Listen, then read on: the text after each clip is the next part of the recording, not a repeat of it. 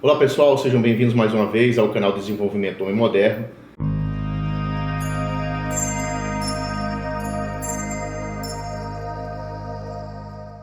Pessoal, eu até pensei em fazer um resumo do livro A Sutil Arte de Ligar o Foda-se, o assunto que eu queria trazer para vocês hoje. Só que eu decidi não fazer um resumo do livro, mas discutir um pouco sobre alguns pontos do livro.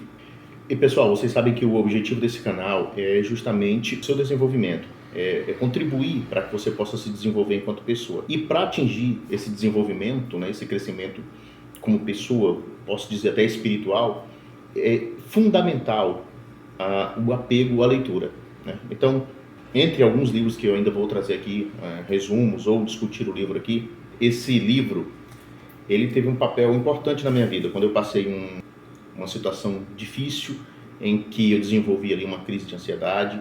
Ele me ajudou a lidar com todos aqueles problemas que eu criava para mim mesmo, né? Que atacavam a minha mente naquele período. E por que ele fez isso? Porque esse livro do Mark Manson, A Sutil Arte de Ligar o Foda-se, ele é um livro que ele vai na contramão do que a maioria dos livros de autoajuda prometem, e que vai te mostrar um caminho de um mundo cor-de-rosas em que você vai conseguir mudar o mundo todo à sua volta, e você vai se tornar, e você vai ver naquele mundo de conto de fadas, né? Pelo contrário, esse livro ele tem até um aspecto fatalista. Você pode até pensar que ele é um pouco fatalista, mas, sabe, eu hoje, o livro não trata disso, mas hoje eu vejo até um pouco de Black Pill, como o pessoal chama, né? Tem alguns canais aí da Black aí, que inclusive tem muita coisa boa na Black Pill, acredite.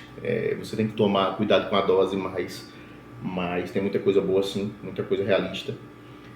E o livro ele traz essa coisa assim, pode ser chamado de meio fatalista, mas eu diria que é realista. Essa é a proposta do livro, né? É te fazer enxergar sem rodeios como a vida pode ser dura assim, e, portanto, como é que a gente deve se posicionar diante dessa dureza, dessa realidade que não é nada cor-de-rosa, como alguns gurus de hoje em dia ficam tentando te convencer. Então, só por isso, cara, já vale a pena a leitura desse livro. Pessoal, na primeira parte do livro, nós já vemos esse choque com as demais literaturas, quando se fala de autoajuda, desenvolvimento pessoal, essas coisas. É que é o seguinte, ele chama atenção para o fato de que a nossa sociedade hoje, ela prega muito essa questão pela busca da felicidade suprema. Mas buscar a felicidade em si não é algo ruim, né? Mas é colocado de uma forma, a sociedade hoje coloca de uma forma como se o fato de você ter problemas, ou lidar com alguns problemas, ou passar por alguma dificuldade, implica em que algo já está muito errado. Ou seja, se você está passando por uma dificuldade financeira é porque você é um fracassado. Em situações que você pode lidar com a vida, uma rejeição, né, no fim de um relacionamento, e aí você acha que merecer, você começa a achar que você é um lixo, que você não merece, que você não merecia estar naquela relação. Então, são vários fatores que, quando você se depara, que são coisas simples da vida, são coisas naturais da vida, mas que a sociedade hoje prega como se essas coisas não devessem existir. Então, é uma busca incessante de felicidade plena, sempre. Hoje, isso é mostrado, você é bombardeado por vidas perfeitas e felizes o tempo todo, né? Mesmo que, se a gente olhasse os bastidores, né, nós veríamos que essas vidas não são tão perfeitas assim, né? Tem um livro do Augusto Cury que diz o seguinte, é o livro Seja Líder de Si Mesmo, que ele fala para a gente não comparar nossos bastidores com o palco dos outros, né? Porque o que a gente vê dos outros é só o palco, é aquilo que é mostrado para a plateia. Então, assim, na primeira parte ele já chama atenção para isso, de que a vida ela é cheia de problemas, cheia de situações que nós vamos ter que enfrentar, cheio de adversidades, sabe? Você vai ter que passar por derrotas, e aceitar essas derrotas, não negá-las, mas aceitar e entender que isso faz parte do processo, é fundamental para que você possa crescer. para que você possa aprender algo, para que você possa inclusive se desenvolver. Então, ao invés de negar esses problemas, isso é o que eles vão chamar a atenção. Ao invés de negar esses problemas, você deve aceitá-los, conviver com eles, abraçá-los. Não no sentido de que você deve se apegar à derrota, não é isso. É aprender com ela, é entender que faz parte, é tão natural quanto o sucesso.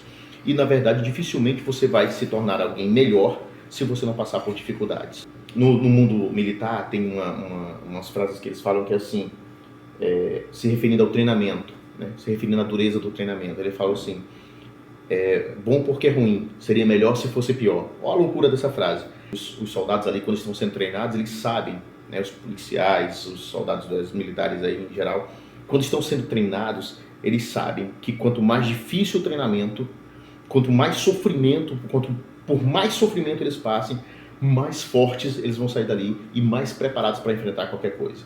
Então esse é o ponto. Passar pelas dificuldades, passar pelos problemas é uma coisa que você deve aceitar e até abraçar. Pessoal, e esse livro, ele é muito assertivo em relação a essa questão, como lidar com a realidade.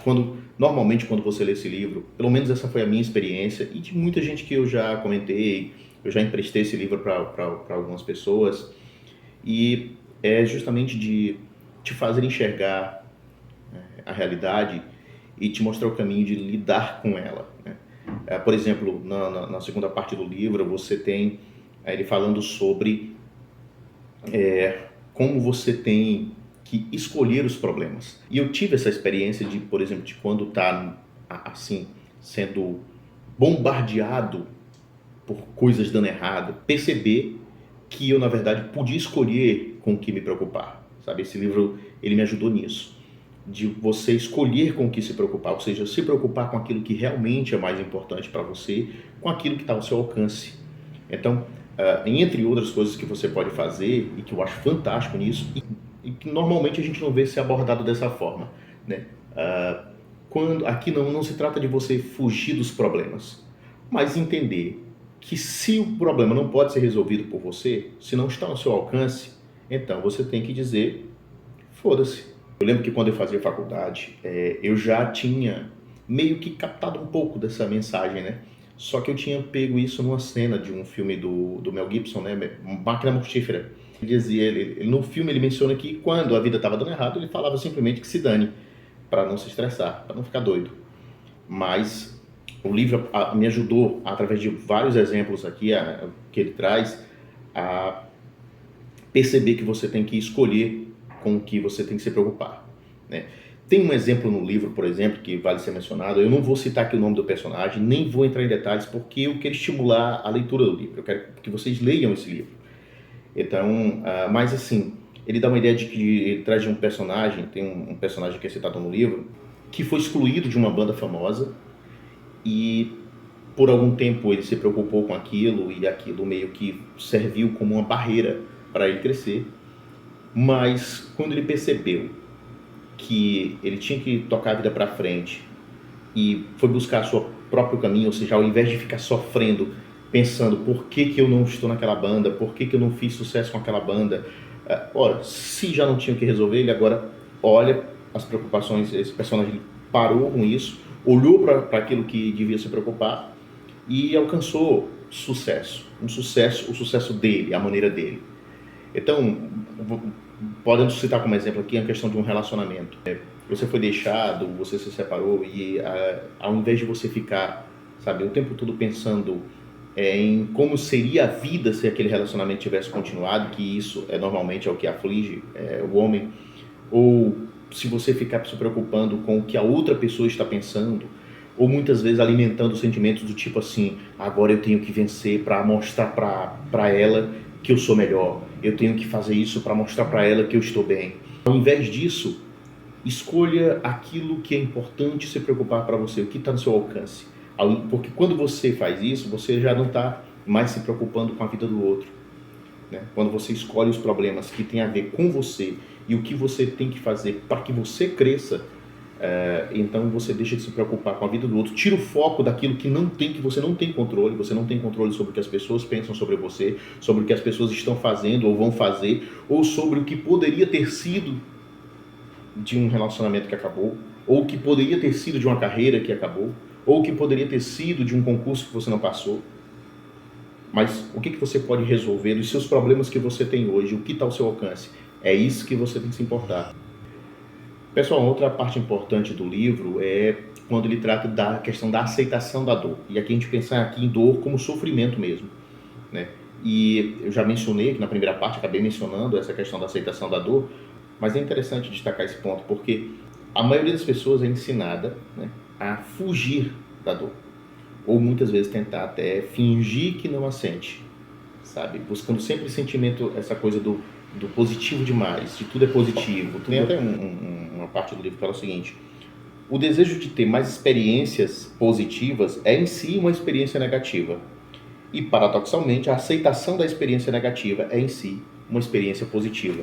E é interessante isso porque eu vi recentemente uma cena de um filme em que a personagem era aficionada pela perfeição e tal, era perfeccionista ao extremo, e um colega dela virou para ela e falou que ela não estava pronta para a missão, porque ela ainda não tinha experimentado a derrota. Ela sempre se destacou, sempre foi campeã em tudo, sempre foi vencedora, então não se pode ser um bom líder, é isso que o personagem fala para o outro.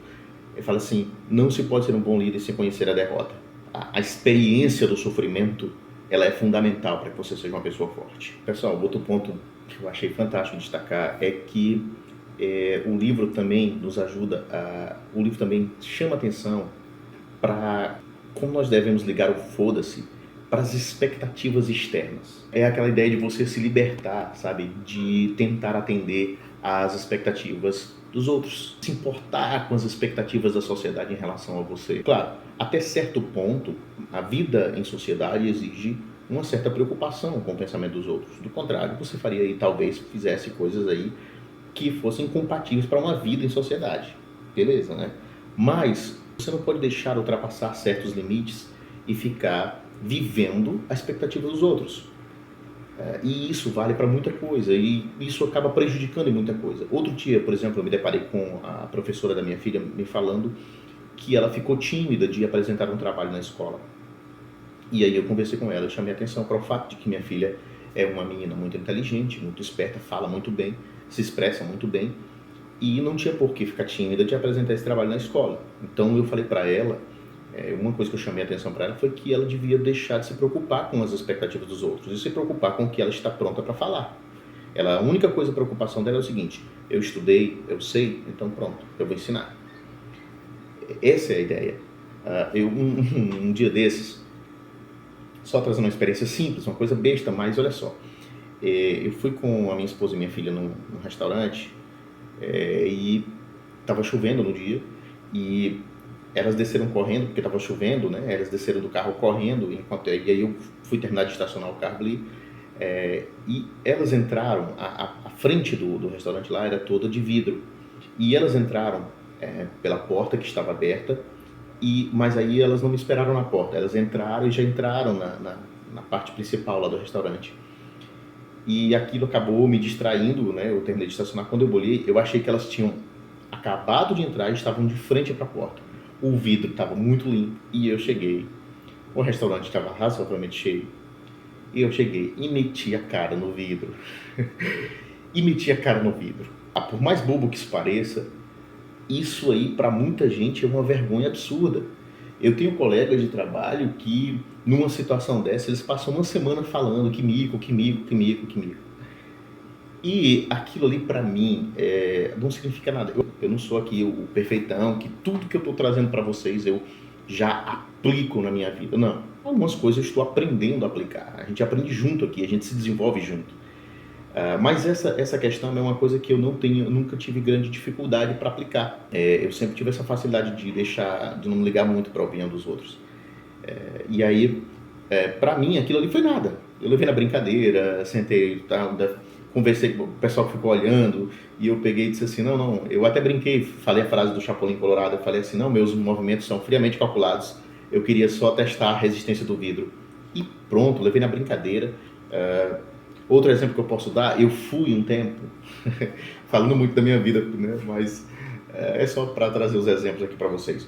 Quando estreou no cinema o filme Batman vs Superman, eu fui fantasiado de Batman. Eu fiz um cosplay do Batman, um cosplay caseiro do Batman, e fui. Não era nenhum evento, não era Comic Con. Eu decidi fazer um cosplay do Batman porque gosto do herói Batman, gosto de quadrinhos, essas coisas, e eu decidi fazer e ir pro cinema daquela forma. Simples assim. Eu quis fazer e fui. Pronto. Chegou lá, a galera gostou, aplaudiu.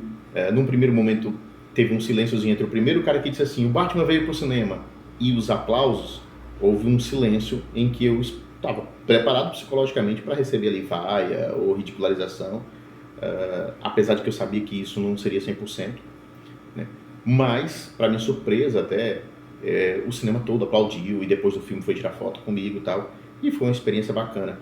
Que até hoje eu tenho alguns colegas que tratam isso como, meu Deus, que absurdo, como é que o cara tem coragem de fazer um negócio desse? Alguns chamam de meninice e tal e tudo mais. E talvez seja um lado infantil, uma infantilidade, mas era uma coisa que eu queria fazer e fiz, e foda-se a opinião dos outros. Cara, e isso realmente te traz muita liberdade. Então, vale a pena. Nós acabamos de ver, por exemplo, que no ponto anterior, nós devemos deixar de lado as expectativas externas. Por outro lado, e aquelas pessoas que estão próximas da gente? Entenda, não no sentido de deixá-las dirigir sua vida, mas, sabe, é importante você perceber a opinião, sim, você perceber no que essas pessoas podem te ajudar, ouvir os conselhos daquelas pessoas que realmente se interessam pelo seu bem-estar. E aí, gente, entenda uma coisa, esse círculo de pessoas, ele é bem pequeno, sabe, bem pequeno mesmo. A maioria dos seus colegas, a maioria dos caras que batem nas suas costas, que dizem que você é amigo, não pensarão duas vezes em te dar uma rasteira para se sair melhor. A maioria até quer que você esteja bem, desde que você não esteja melhor do que eles. Por mais que pareça cruel, é a realidade. Vai sentir um certo alívio, a sensação é essa, sabe? De alívio quando alguma coisa der errado para você e não te deixou ultrapassá-lo. Mas muito provavelmente o seu pai, a sua mãe, talvez os seus irmãos, alguns amigos mais próximos, amigos de verdade, geralmente aqueles amigos de infância, pessoas que podem, que não vão pensar duas vezes em te ajudar. Então essas opiniões importam e você deve ouvi-las. Pessoal, e o próximo ponto que eu quero destacar aqui, nós estamos chegando aqui no último ponto, o livro trata da morte de uma maneira que você não vai encontrar, dificilmente, não vou dizer não vai encontrar, mas poucas vezes você vai se deparar com uma abordagem como essa, né? De que a morte, ela meio que serve como uma motivadora. A ideia que o livro passa é que quando você aceita a sua finitude, a sua mortalidade, você acaba encontrando uma fonte de motivação. Ou seja, você sabendo como a vida passa, você entende como você deve aproveitar melhor, viver de uma forma, viver uma vida que tenha significado. E inclusive tem um pequeno trecho do livro que diz o seguinte: estar pouco se fodendo para tudo é alcançar um estado quase espiritual de aceitação da efemeridade da própria existência. Ou seja, pessoal, esse estado espiritual de que ele está falando é justamente aquela coisa de que quando você percebe que tudo passa, e aí eu me lembro até da Bíblia aqui, Eclesiastes capítulo 12, que tudo é vaidade. Tudo é vaidade. Entendeu? Então assim, quando você percebe que tudo isso vai passar, as coisas que a maioria das pessoas estão perdendo o seu tempo correndo atrás, vão ficar, né? Vão acabar, vão ficar para trás, um dia você vai morrer simplesmente, essas coisas vão ficar. E aí você começa a se perguntar assim, o que realmente vale a pena correr atrás? Sabe? Como é que vale realmente a pena viver? Né? E aí você vai ver que família, amigos, relacionamentos, momentos felizes, fazer aquelas coisas que você tem vontade, sem se preocupar com a opinião dos outros, sabe? Se vestir de Batman e ir pro cinema, são experiências que você deve viver, dê significado à sua vida. Busque a sua espiritualidade, servir a Deus, entender, buscar esse relacionamento com Ele, fazer o bem, ajudar pessoas, ser útil, né? Então são coisas que você vai realmente perceber que é mais importante do que simplesmente correr atrás de coisas materiais que vão ficar para trás. E aí eu gostaria de trazer uma frase que ela está em um livro de Sêneca, né, num livro sobre a brevidade da vida, de Sêneca, né, um filósofo estoico. E olha só como corrobora com isso aqui que a gente está falando, né? Muito miserável, portanto, e não apenas curta, deve ser a vida daqueles que trabalham duro para ganhar o que precisam, e se esforçam ainda mais para isso conservar. Por meio de grande esforço alcançam o que desejam e com ansiedade retêm o que alcançaram. Enquanto isso, não levam em conta o tempo, que nunca mais voltará. É isso aí, pessoal. O livro A Sutil Arte de Ligar o Foda-se é um livro que nos faz repensar quais são as nossas prioridades, o que realmente importa pra gente, e também aceitar as nossas imperfeições, os nossos defeitos, os problemas que acontecem, abraçar as dificuldades, entender que faz parte do processo. Chama atenção para que, diante da brevidade da vida, como nós devemos dar importância àquilo que realmente tem significado e deixar o que é trivial, o que é supérfluo de lado e parar de se importar com aquilo que realmente não acrescenta nada às nossas vidas, que não tem valor dentro das nossas vidas. Então, pessoal, se você gostou, deixa o like, compartilha com os amigos e não esquece de comentar o que você achou. Deixa o seu comentário aí, se você já leu o livro, se não leu, se pretende ler, se gostou do resumo, se te encorajou a ler essa obra fantástica. Então, é isso aí. Até o próximo vídeo.